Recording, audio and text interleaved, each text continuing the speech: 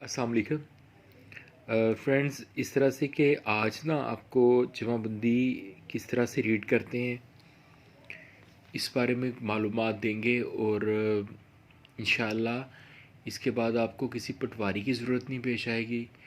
किसी सिविल में उस्ताद का दर्जा रखने वाले सीनियर की इन मामलात को समझने के लिए ज़रूरत पेश नहीं आएगी। कई दोस्त हैं जिन्होंने पैसे दे के सीनियर वकला से इस चीज़ को समझा है। कई लोग हैं जिन्होंने 6-6 माह वकलाने पटवारियों पास लगाए हैं।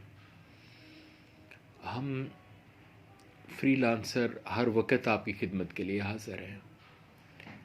सिर्फ हमें मैसेंजर पे बहुत दफ़ा मैसेज ना किए जाए, बस एक मैसेज कर लिया, जवाब आया या नहीं आया वो काफ़ी। हम जब वक्त मिलता है ख़ुद ही देख लेते हैं कि क्या मैसेज था। देखें, सबसे पहले तो ये ऊपर ना महाल, जिसे विलेज भी कहते हैं, स्टेट भी कहते हैं, जैसे इसमें मोज़ा रहमू लिखा हुआ है, यानी महाल, मोज़ा, विलेज, स्टेट एक ही मानों में है। और तहसील देखें, सादिकाबाद लिखी, और इसके साथ डिस्ट्रिक्ट रहीम यार ख़ान। अब ये लफ्ज़ लिखा है रजिस्टर हकदाराने ज़मीन मिसल म्यादी। आपने सुना है कि जमाबंदी, तो इसे ही जमाबंदी कहते थे, लेकिन 1985 में इसका नाम तब्दील करके इसका नया नाम रजिस्टर हकदाराने ज़मीन रख दिया गया। इससे कबल इसका ऑफिशियल नेम ही जमाबंदी था। अच्छा जी, अब आप देखेंगे कि ये खेवर्ट में नंबर 1/1 लिखा है, 1/1।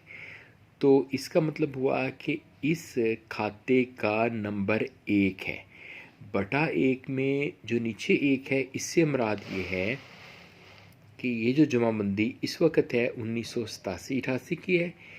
इससे 4 साल पहले, हर 4 साल बाद जमाबंदी बदलती है, तो इससे 4 साल पहले वाली जमाबंदी का नंबर बटा के नीचे डाल दिया जाता है। बटा या बाय ये डालना ज़रूरी नहीं, इसके इधर सिर्फ नंबर 1 लिखा होता है, फिर भी जमाबंदी दुरुस्त होती। ये एक समझ लें कि पिछला रेफरेंस है पिछली जमाबंदी का इस खाते का, कि तब भी ये खाता नंबर 1 ही था। ज़रूरी नहीं कि ये खाता नंबर 1 होता, ये दीगर भी हो सकता था।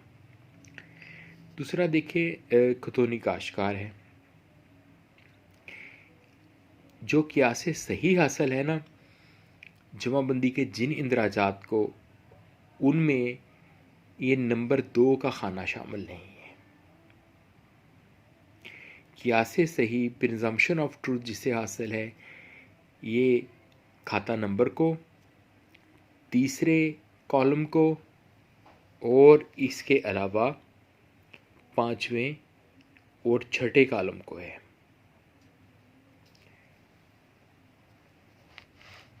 तो जिस तरह से खतौनी नंबर 1, अब यूँ आप समझें ये क्या चीज़ है।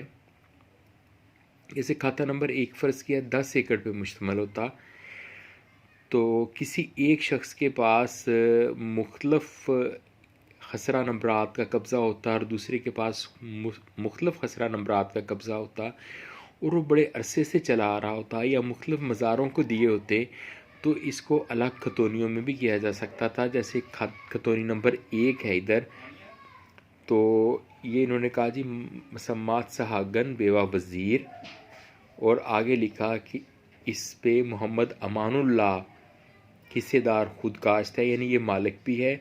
और इसका मुस्ततील नंबर 398/9, किला नंबर 9 और 8 कनाल है, और ये नहरी है। अब पता ये 398 क्या है, ये मुस्ततील है और नीचे मुरब्बा नंबर है।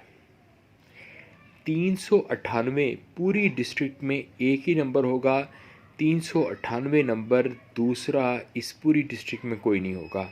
फ़र्ज़ किया इस तहसील को एक अलग डिस्ट्रिक्ट बना दिया जाए, तब ये क्या मुराद होगी कि दोनों डिस्ट्रिक्ट्स में, पुरानी में और नई में, 398 कोई और मुस्ततील नहीं होगी इस मुस्ततील के अलावा। तो क्या मुराद बनी, 398/9 किला नंबर 9, कोई और मुस्ततील और किला नंबर पूरे ज़िले में इस नंबर का हामिल नहीं होगा। अब इसमें लिखा है मोहम्मद अमानुल्लाह हिस्सेदार खुद काश, मतलब ये हो गया कि इस हिस्से को ये काश करता चला आ रहा है।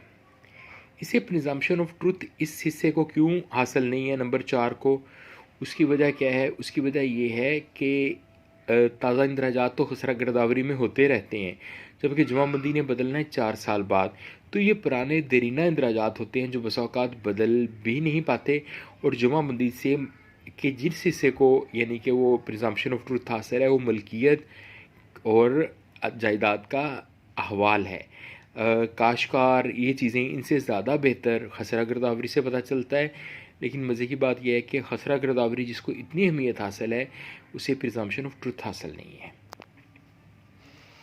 फिर खतौनी नंबर 2 आ गई, जिसमें ये दीगर अफराद का अहवाल मौजूद है और इसमें ये कलाम मुस्तफ़ा हिस्सेदार खुद काश्त है।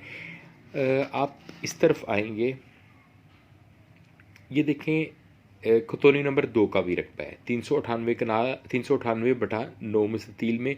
किला नंबरात जैसे 3 हो गया तो ये 4 कनाल नहरी है, और किला नंबर 4 का 8 कनाल रकबा है, जिसमें से 7 कनाल 8 मरले नहरी है और 12 मरले खाल है। इसी तरह से ये सारा टोटल इस खतौनी का 38 कनाल रकबा है और 7 कितात हैं। ये क्यों 7 कितात लिखा? ये पड़ताल का एक अमल है जिसके ज़रिए ताकि कोई रकबा रह गया हो तो ये पता चल सके। आप इस खतौनी के देखेंगे कितात 7 हैं, ऊपर वाली खतौनी का 1 किता है, इसके 7 हैं। अच्छा, और देखेंगे कि जिधर खाता ख़त्म होता है उधर भी ज़मीन का मुकम्मल अहवाल आगे मौजूद होता है, खतौनी का भी और खाते का भी, कि रकबे की शरह क्या थी, नहरी कितना था और खाल को कितना गया। जैसे इसमें 16 मरले खाल को गया है, गैर मुमकिन है।